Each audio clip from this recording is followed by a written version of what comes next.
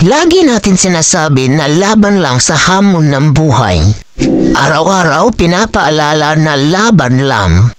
Bukas sasabihin na naman na laban lang. Bukas ulit, laban lang. Laban lang ng laban. Minsan napapatanong na ako, kailan ba talaga ang championship nito?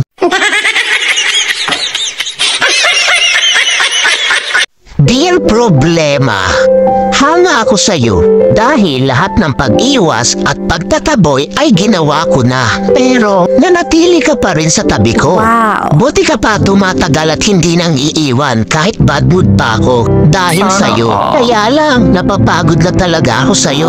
Pwede bang tantanan mo na ako? I-give up mo na ako, please.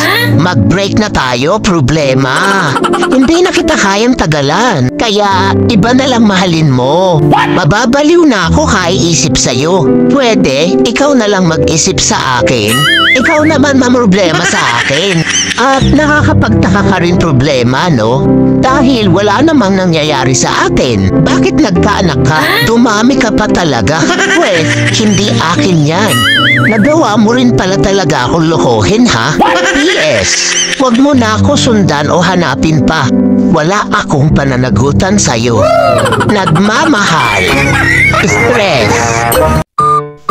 Simula nung nagre-reels ako, hindi na ako mapakali. Kapag nagkakape, nagbi-video. Nagluluto, nagbi-video. Bago kumain, nagbi-video. Naglilinis, nagvi-video. Namamalingki, nagvi-video. Matutulog na lang, nagvi-video. Halos lahat na lang vini-videoan. Yung pagpasok na lang sa CR, ang hindi. Shout out sa mga hindi marunong mag-heart sa videos ko. Ano yung cellphone nyo? Keypad?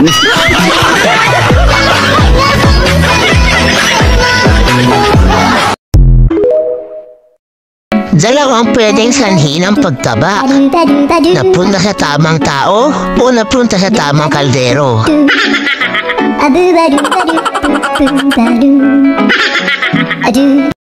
Pagod ka na ba gumawa ng content?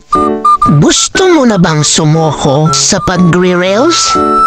Huwag kang sumuko.